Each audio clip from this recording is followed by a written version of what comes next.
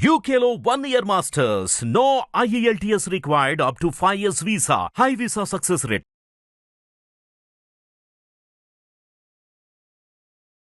గాయత్రి మాత్రే నమో నమః. ఆశ్వీజ శుద్ధ తదియనాడు ఆది పరాశక్తిని విజయవాడలోని కనకదుర్గా దేవిని మనము శ్రీ గాయత్రి మాతగా అలంకరించి ఆరాధిస్తాము.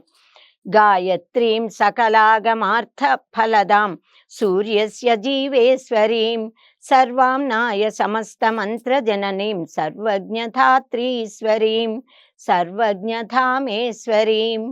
బ్రహ్మాదిత్రయ సంపుటార్థకరణీం సంసారపారాయణీం సంధ్యా సర్వసమాన తంత్రపరయా బ్రహ్మానుసంధాయినీం. సకల వేదసారమైనటువంటి ఉపనిషత్తుల చేత కీర్తించబడిన తల్లి, ముక్తిని అనుగ్రహించే మాత, సూర్యుడిలో ఉన్న భర్గశక్తి, సర్వమంత్రాలకి మూలమైన మంత్రశక్తి, పరబ్రహ్మ శక్తి గాయత్రి మాత. గాయత్రి మాతే పరబ్రహ్మము, సర్వజ్ఞత్వము, సర్వశక్తిమత్వము, సర్వవ్యాపకత్వము కలిగిన సచ్చిదానంద స్వరూపిణి. సత్ చిత్ ఆనందములు, సత్యం జ్ఞానం అనంత స్వరూపములు అమ్మ యొక్క ఆకారమే, అమ్మ నుంచి ఆవిర్భవించిన తత్వాలే. సర్వశక్తిమంతుడంటే బ్రహ్మ విష్ణు మహేశ్వరులకు, త్రిమూర్తులకు కూడా మూలమైన ఏ శక్తి ఉందో ఆ శక్తే గాయత్రి మాత. ఆవిడే సంధ్యాస్వరూపిణి, ఆవిడే బ్రహ్మజ్ఞాన స్వరూపిణి, బ్రహ్మ విద్యా స్వరూపిణిగా మనం గాయత్రి మాతను ఆరాధిస్తాము, ఉపాసిస్తాము. గాయత్రి మాతే వేదమాత. వేదమాత అని అంటాము కదా, ఆవిడే గాయత్రీదేవి. గాయత్రి మాతే ఓంకార స్వరూపిణి, అంటే శబ్దస్వరూపిణి, నాదస్వరూపిణి, నాదబిందు కళా స్వరూపిణి.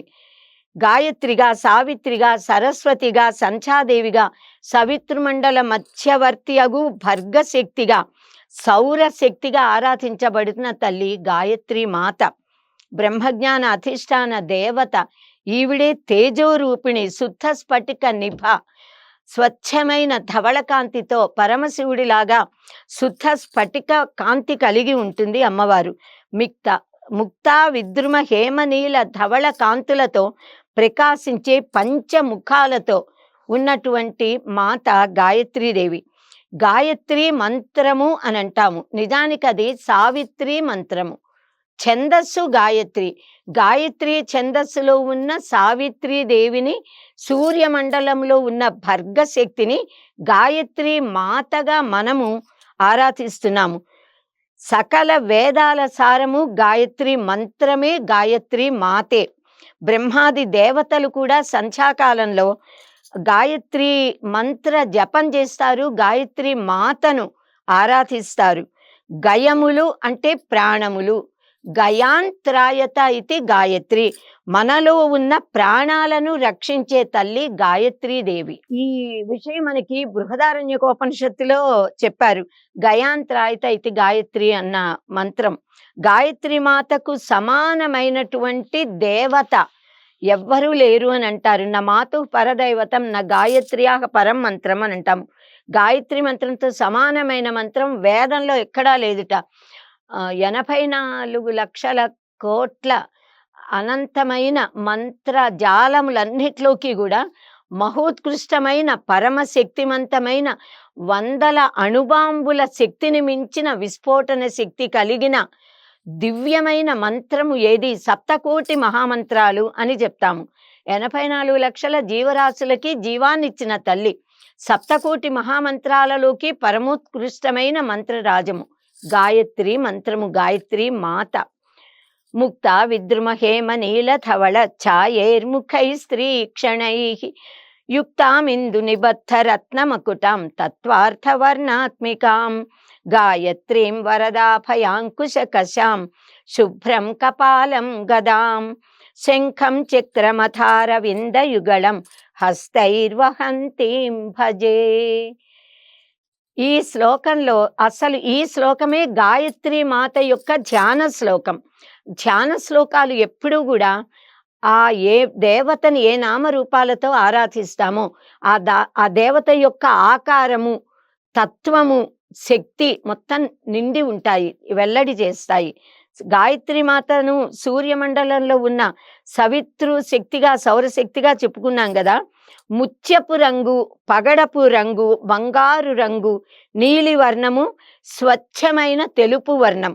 ఈ 5 వర్ణములు కలిగిన 5 ముఖాలతో, పంచముఖములతో విరాజిల్లుతుంది గాయత్రి దేవత. మనం సూర్యోదయానికి ముందు కనుక తూర్పు దిక్కుని చూసినట్లయితే, అక్కడ అరుణోదయానికి ముందు తూర్పు దిక్కు ముత్యపు కాంతితో, అంటే తెలుపు రంగులో కొద్దిగా బూడిద రంగు కలిపినట్లుగా ఉండే వర్ణం కనిపిస్తుంది. అది అమ్మవారికి ఒక రంగు, అది అచ్చం ముత్యపు రంగు. అంటే శుద్ధమైన ముత్యము అలాగే ఉంటుంది. సో అదే గాయత్రీదేవి యొక్క మొదటి ముఖము అని చెప్పారు. ఆ రంగు నెమ్మదిగా అది పగడపు రంగులోకి మారుతుంది. ఎరుపు రంగు, అరుణ వర్ణము అనొచ్చు. అది గాయత్రి మాత యొక్క 2వ ముఖంట. ఇంకా సాయం సమయంలో నీరెండ పడుతూ ఉంటుంది. అప్పుడు బంగారు రంగులో ఆకాశం అంతా ప్రకాశిస్తూ ఉంటుంది. ఆ బంగారు వర్ణము అమ్మవారి యొక్క 3వ ముఖముట. ఇంకా సూర్యాస్తమయం తర్వాత నెమ్మదిగా ఆ కాంతి నీలి వర్ణంలోకి మారుతుంది. తరువాత రాత్రి వచ్చినప్పుడు నల్లగా చీకటి. ఆ నీలి వర్ణము అనేది పరతత్వానికి, పరబ్రహ్మతత్వానికి, అనంతత్వానికి ప్రతీక. ఆ నీలి వర్ణము అమ్మవారి యొక్క 4వ ముఖము. ఇంకా 5వ ముఖము మిట్ట మధ్యాహ్నము సూర్యుడు నడినెత్తిన ఆకాశంలో ఉండగా, దాన్ని మనము అత్యంత పవిత్రమైనటువంటి సమయంగా, సూర్యుడు తన సంపూర్ణ ప్రభతో కనపడే ఆ సమయం, అభిజిల్ లగ్నము అని అంటాము దాన్ని. అత్యంత పవిత్రమైన సమయం. ఆ సమయంలో ఉండే వెలుగు, ఆ వెలుగు లాంటి వెలుగు కలిగిన ముఖము అమ్మవారి 5వ ముఖము. ఇలా వివిధ వర్ణాలతో ప్రకాశించే సూర్యకాంతియే అమ్మవారి పంచముఖాలు. ఇలాంటి 5 ముఖాలతో అమ్మ ప్రకాశిస్తుంది. గాయత్రి మాతకు వేదాలే మూలము, అంటే అమ్మవారి పాదాలు అనుకోవచ్చు. ఇంకా పురాణాలన్నీ పరమాత్మ యొక్క శక్తిని వెల్లడి చేస్తాయి. అవి అమ్మవారి నాభి ప్రదేశము. దిక్కులు, 10 దిక్కులు కూడా అమ్మవారికి కన్నులు, అమ్మవారి దర్శన శక్తి. సకల శాస్త్రాలు అమ్మవారికి శ్రవణేంద్రియాలట. అగ్ని, మనము నిత్యము మనమందరం కూడా అగ్ని ఆరాధకులము, సూర్య ఉపాసకులము. మనం ఆరాధించే ఆ అగ్నియే అమ్మవారికి ముఖంట.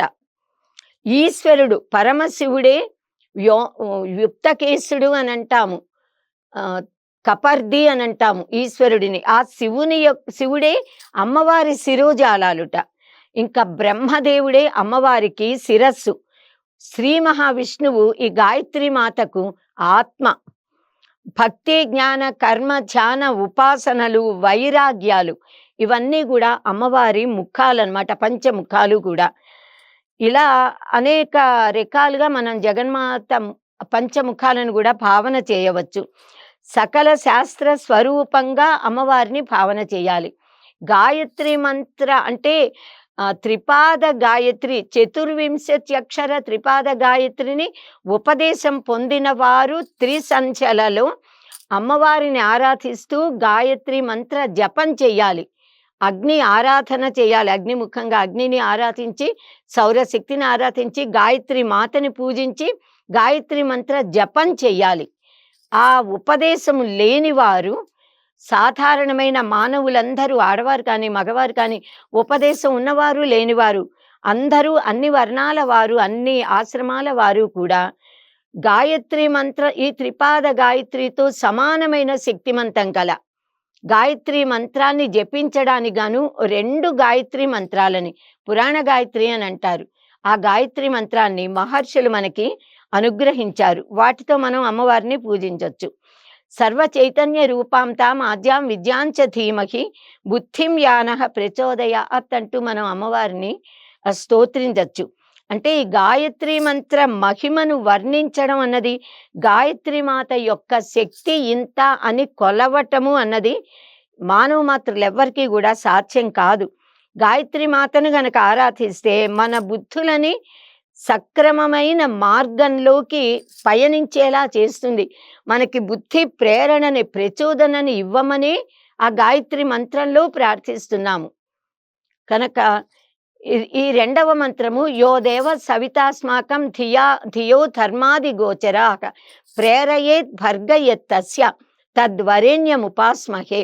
సో సర్వ చైతన్య రూపాంతమన్నది ఈ మంత్రము. ఈ 2 శ్లోకాల రూపంలో గాయత్రి మంత్రాన్ని మనం జపిస్తూ అమ్మవారిని ఆరాధించవచ్చు అందరము కూడా.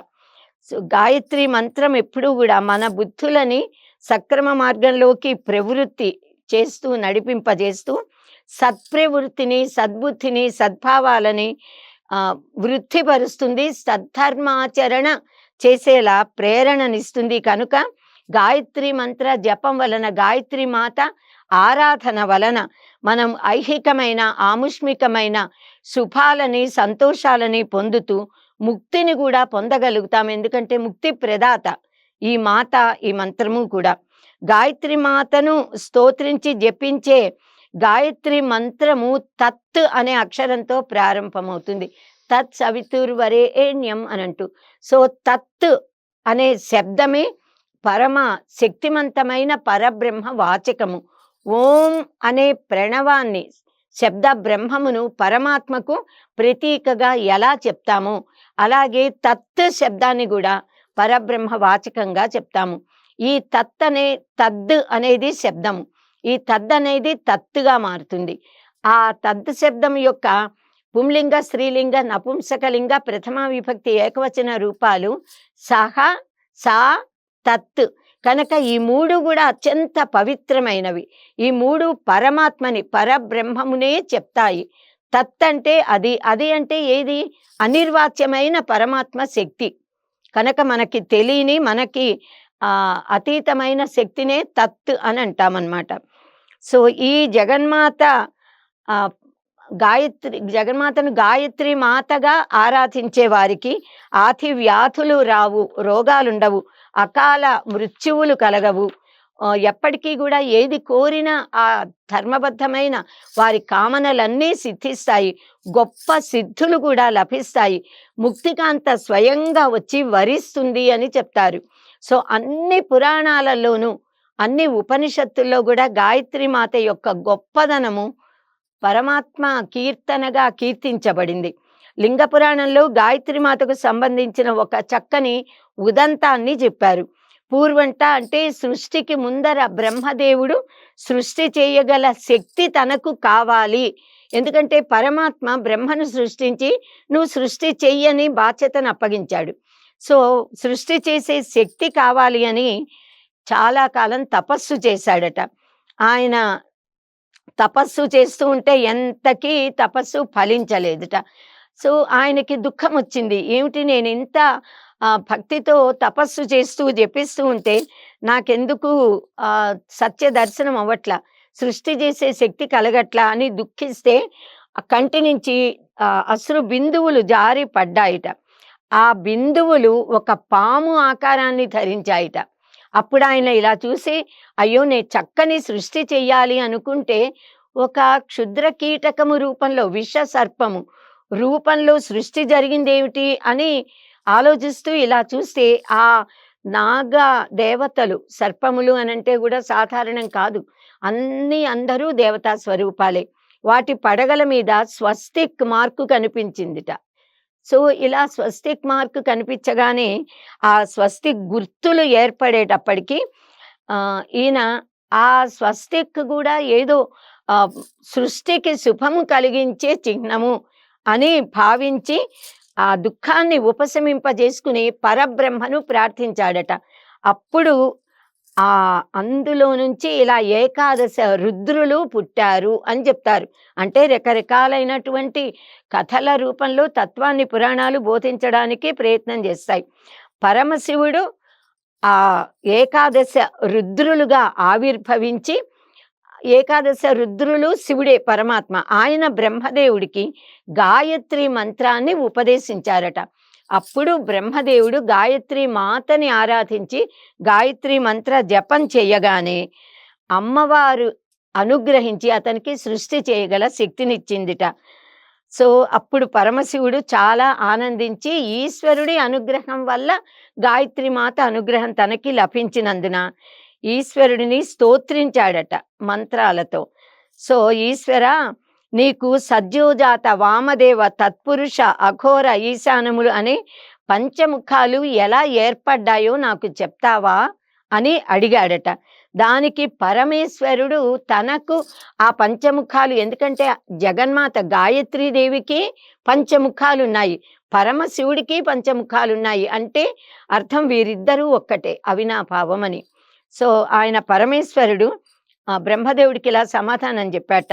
శ్వేతకల్ప ప్రారంభ సమయం అప్పుడు శుద్ధ స్ఫటిక మణి నిపుడిగా ఉన్న తానున్నానని, తను శుద్ధ స్ఫటిక మణి నిపుడు, మణి కాంతికి అలవాడు.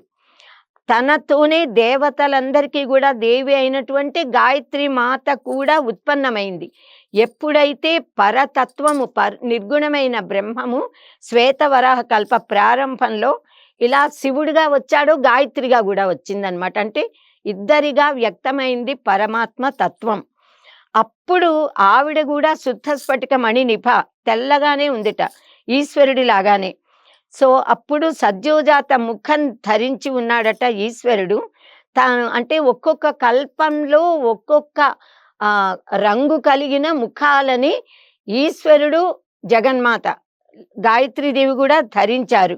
అలా లోహిత కల్పం, లోహితం అంటేనే ఎరుపు, లోహిత కల్పంలో ఎరుపు రంగు ముఖాన్ని, పీత కల్పంలో పసుపు రంగు ముఖాన్ని, కృష్ణ కల్పంలో నీలి రంగు ముఖాన్ని, అంటే నలుపు రంగు నీలి రంగు ఒకటే, విశ్వరూప కల్పంలో ధవళ కాంతితో స్వచ్ఛంగా ప్రకాశించే ఆ రూపాన్ని తాను ధరించాను అని. అలాగే గాయత్రి మాత కూడా ఈ 5 వర్ణాల ముఖాలను పొందిన బ్రహ్మశక్తి, ఆవిడే బ్రహ్మాణి, నేనే బ్రహ్మను అని శివుడు బ్రహ్మదేవుడికి చెప్పాడట.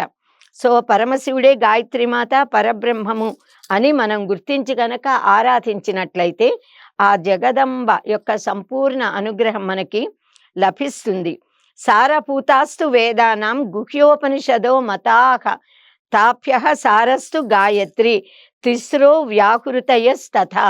గాయత్రి వేదజనని, గాయత్రి పాపనాశిని, గాయత్ర్యాస్తు పరాన్నాస్తి దివి చేహ చ పావనం. గాయత్రి మాత్రే నమో నమః.